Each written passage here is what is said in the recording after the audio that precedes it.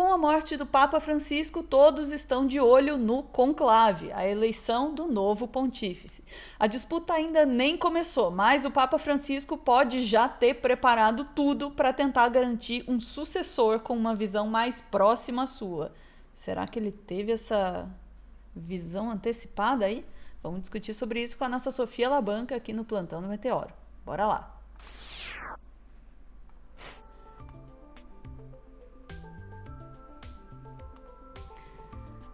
Teria Papa Francisco preparado todo o terreno para sua sucessão? Eu já vou dar um spoiler aqui e dizer que eu acredito que sim, viu? Pois é, Ana. Vamos por partes.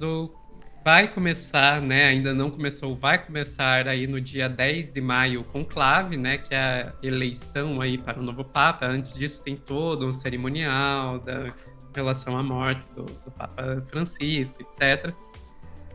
E aí, Ana, quem vota no conclave são os cardeais, mas não qualquer cardeal, né? São os cardeais com menos de 80 anos. E eu acho incrível o quanto os cardeais, assim, tipo, realmente são pessoas muito velhas, Ana, porque tem 252 cardeais no mundo, mas 117 deles têm mais de 80 anos. Gente, quase metade dos cardeais tem mais de 80 anos. Mas, enfim, o que significa que sobram aí, Ana, 135 cardeais que vão votar, que podem se candidatar e podem se eleger, e podem votar. E aí que vem a questão. 80% desses cardeais foram apontados pelo Francisco. Desses que podem votar. É muita gente, Ana. É muita gente. Eu ia fazer uma paralela com a indicação de ministro da STF, mas deixa pra depois. Vamos lá, vamos ouvir o Demori falando sobre isso lá no GCL Notícias. Bora. É que há hoje 136 pessoas que, em tese, seriam aptas a votar e serem votadas para a escolha do novo Papa. Aqueles acima de 80 anos não podem votar e ser votados, então não são os 136, né?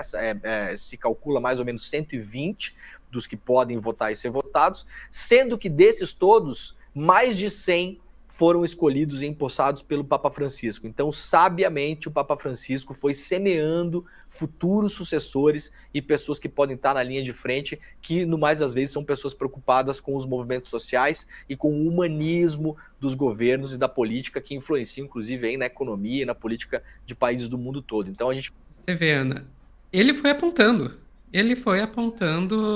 pessoal, e com isso, a maioria tem aí eu vi ali que o Demori colocou números um pouquinho diferentes do que eu cheguei, mas a maioria deles, e mais de 80%, foram apontados pelo Papa Francisco. Então, assim, ele realmente, assim, tipo, eu gostei da palavra que o Demônio usou, semeou. Ele semeou ali quem seríamos as pessoas que vão escolher o próximo Papa.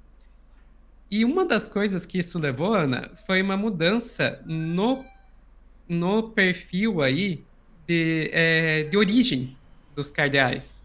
Porque no conclave que colocou o Papa Francisco, eram 115 pessoas, 115 cardeais que votaram, sendo que 59 deles eram europeus. Ou seja, mais da metade dos cardeais eram europeus. O Papa Francisco, ele conseguiu, continua sendo europeus, ainda é maioria, mas conseguiu reduzir um pouco. Maioria, assim, em relação aos outros grupos, né? Então, é menos da metade agora. De 135, 53 são europeus. Ainda é mais do que qualquer outro continente. O segundo continente é a Ásia, com 23, mas já é menos da metade. Então, isso é uma coisa que o Jamil Chad estava falando, por exemplo, que é a eleição mais universal que tem, porque é a primeira vez que europeu não é a maioria na hora de decidir quem é o novo Papa. Dos 135, então, 108 aqui, pela informação que eu consegui, são indicados pelo Francisco, daí tem outros 22 que foram indicados pelo Bento XVI e apenas 5 pelo Papa João Paulo II. Dito isso, é uma coisa que a gente tem que dizer. não necessariamente o fato de ter sido apontado pelo Francisco quer dizer que são progressistas. Isso é uma coisa que a gente tem que destacar. Então, quem trouxe isso, Ana, vou colocar aqui na tela, foi o Platô BR, que reportagem assinada pelo Gilberto Nascimento. Francisco nomeou a maioria dos cardeais que votam, mas seu legado não está garantido. Olha a informação interessante que ele traz aqui. Ó. Nesse conjunto, no conjunto dos cardeais que podem votar, 7 cardeais com direito a voto são brasileiros. 5 deles nomeados por Francisco. Apenas 2 são considerados progressistas. Então você tem aí 5 cardeais brasileiros nomeados por Francisco. Você tem 3 que não são progressistas. Então, assim, não quer dizer, só porque o Francisco nomeou, quer dizer que é progressista. Não, não é. Então, aqui os que são considerados progressistas é o cardeal de Porto Alegre, o Dom Jaime Spengler, e o atual presidente da Conferência Nacional dos Bispos do Brasil, e Dom Leonardo Steiner, arcebispo de Manaus. Que mundo nós estamos vivendo que o presidente da CNBB é progressista? Gente, como o mundo mudou. Enfim... Mas isso mostra que, ok, não é garantia que todos esses 108 apontados pelo Francisco sejam necessariamente progressistas. Então, vamos com calma. Não é tão simples assim. E daí, Ana, tem uma outra coisa que tem que se pensar nessa decisão aí com relação ao conclave, que, assim, o conclave ele é todo feito de maneira que aí você supostamente não teria ingerência externa à igreja dentro da decisão de quem será o novo Papa. Muito supostamente, né? Então tem toda aquela questão de que, olha, veja bem, não tem acesso à televisão, não tem acesso à TV, telefone, pipipi, Mas aí, para blindar eles do resto do mundo, né? Mas daí vem o Jamil Chad e diz: gente, a influência já está acontecendo agora. Isso é só durante o processo da votação. E olha lá. Exato, durante o processo da votação. Eu falei, a gente vai ter dia 10 de maio que começa oficialmente o conclave. A gente está aqui no dia 22 de abril. Eu não sei, eu acho que tem bastante tempo para ter influência externa em cima da decisão do Papa. Não sei você, Ana. Eu diria que isso já está acontecendo, aliás, desde muito antes do Francisco morrer. O próprio Francisco já estava mexendo os pauzinhos muito antes. Esse é o ponto. A gente está falando exatamente disso. A gente está falando exatamente de como ele já estava mexendo os pauzinhos muito antes. E daí o Jamil Chad trouxe uma coisa que eu achei muito interessante, que é... Gente, esse vai ser o conclave marcado pelas fake news.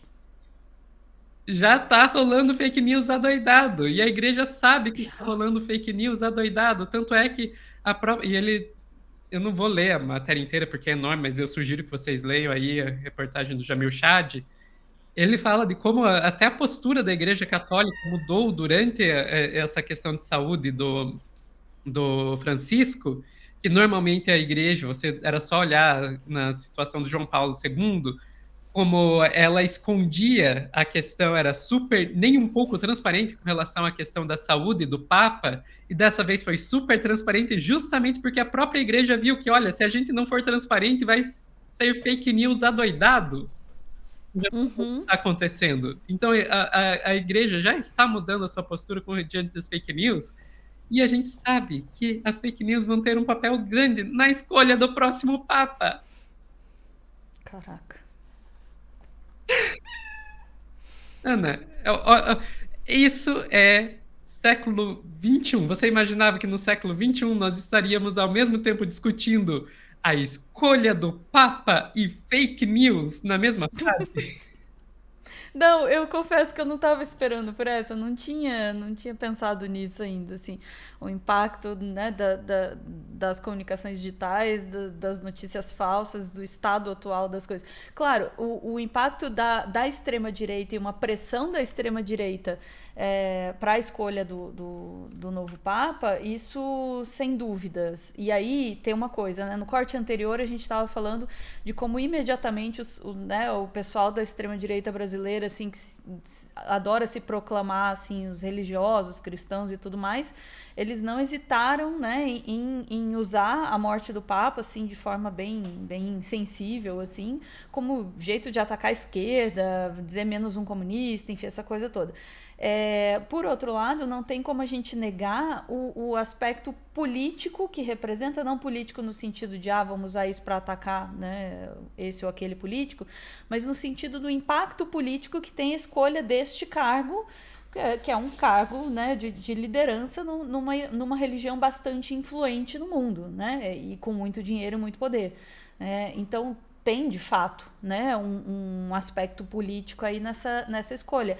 E embora a extrema-direita esteja demonstrando esse desprezo pela, né, e muitas vezes esse desprezo pela Igreja Católica em si, pois vai também percebendo uma mudança de poder no mundo, ao mesmo tempo eles têm muito interesse nesse cargo, né? Muito interesse em influenciar, puxar ainda para um aspecto ainda mais conservador, ainda mais retrógrado, enfim. Então, há interesse, né, em tomar esse cargo, sim. Agora, de fato, tudo que falam nas análises, até mesmo antes do Papa morrer, é de que ele já vinha preparando, né? Inclusive, enquanto ele estava internado, uma das coisas que se dizia muito era isso. Pô, ele tá internado, tava super mal, mas assim, não parava de fazer conversa e de ficar de olho, peraí, o que está sendo dito, quem está se movimentando, o que está acontecendo, porque imagina também, essa também é uma posição política no ponto de vista da pessoa, né, de dizer, entender que ele faz parte de uma articulação ali. Então ele vinha já articulando. Eu me pergunto se as pessoas não perceberam que ele estava compondo esse quadro, né, de indicados. É que aí falta uma informação para mim. Eu não sei como é o processo de nomeação de cardeais, né, para decidir pode abrir cargo, não pode. Eu não sei como isso funciona, como que ele veio, né, a ter tantas indicações assim, se isso está fora da curva ou não.